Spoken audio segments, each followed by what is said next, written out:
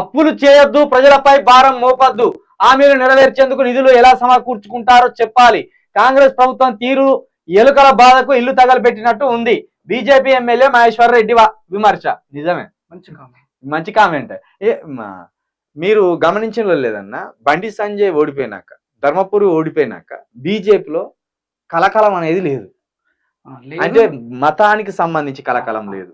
మాట్లాడేటోళ్ళంతా neutral గా మాట్లాడతాను. ఇప్పుడు ఇక్కడ మహేశ్వర్ రెడ్డి తీసుకున్న ప్రజా సమస్యలు ఏం చేద్దాం, ఎట్లా చేద్దాం అనే దాని ఎంత బాగా చెప్పిండు ఆయన, సింపుల్ గా చెప్పిండు.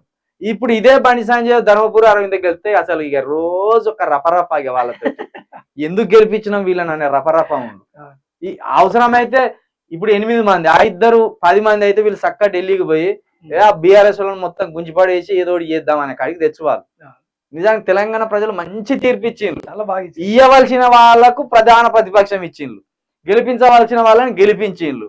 ఈ 8 సీట్లు కూడా ఇవ్వద్దు బీజేపీకి, కానీ మరి ఎందుకు ఎట్లయిందో కానీ ఇక అక్కడ ఉన్న వ్యక్తులను బట్టి వేసిండు కొందరు. ఇప్పుడు ఇక్కడ మహేశ్వర్ రెడ్డి ఏమన్నా అక్కడ ప్రజలకు అందుబాటులో ఉన్నాడేమో, అక్కడ కామారెడ్డిలో ఆయన స్థానికుడు అని వేసిండ్రు.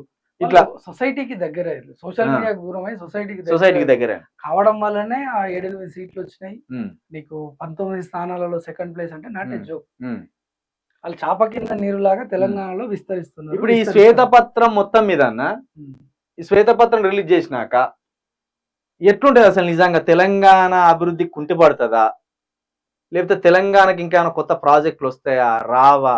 వీళ్ళు మోయగలరా కాంగ్రెస్ వాళ్ళు, రేవంత్ రెడ్డి? నెక్స్ట్ వీళ్ళ పనితీరు అనేది మనం ఒక 2-3 నెలల తర్వాత మనం ఎస్టిమేట్ వేయగలుగుతాం, అంచనా వేయగలం. ఇప్పుడు రావాల్సింది అయితే ఒక స్తబ్దత వచ్చేస్తుంది. కొత్తగా వచ్చి కంపెనీ పెడదామన్నోడు ఆచితూచి ఆలోచించి అది చేస్తాడు. నువ్వు అప్పులో ఉన్నావన్న తర్వాత నీకు కూడా నప్పిస్తాడా? ఇయ్యాడు. సేమ్ అదే పరిస్థితి ఇక్కడ వచ్చి ఇదేందుకు ఆయన తలకాయ నొప్పి, ఇది మేమేదో అభివృద్ధి అయింది అనుకున్నాము రాష్ట్రము, కానీ అప్పులో పాలైందా, ఇక్కడ ఎన్నడున్నా నాకు భవిష్యత్తు లేదు అని చెప్పి వాడు పక్క ఆల్టర్నేటివ్ అని చూసుకుంటాడు.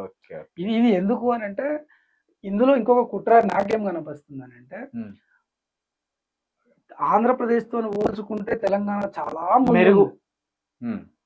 ఇప్పుడు దీన్ని డిమోరలైజ్ చేస్తే రేపు అక్కడ చంద్రబాబు నాయుడు హ్యాండిల్ చేసిన తర్వాత ఇక్కడికి రావాల్సినటువంటి ఏవైతే కంపెనీస్ కానీ ఎవ్రీథింగ్ అక్కడ ఇమీడియట్లీ అటు చూసేటట్టు చూస్తానికి ఒక ట్రైలర్ రిలీజ్ చేసి పెట్టారు.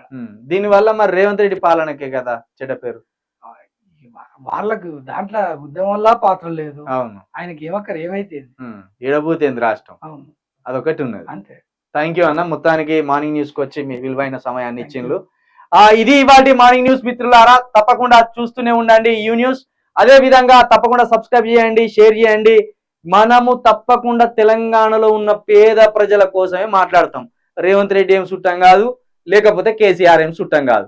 వాళ్ళ అందించాలి, వీళ్ళ అందించాలి. ఎవరి దగ్గర ఉంటే వాళ్ళతో కలిసి మనం ప్రయాణం చేయాలి, లేదా మనమే ఒక ప్లాట్ఫారం క్రియేట్ చేసుకొని మన పేదల కోసం మనం కొట్లాడాలి. ఇది మన స్టాండ్. చూస్తూనే ఉండండి యూ న్యూస్. థ్యాంక్ యూ అన్న, మరొకసారి థ్యాంక్ యూ.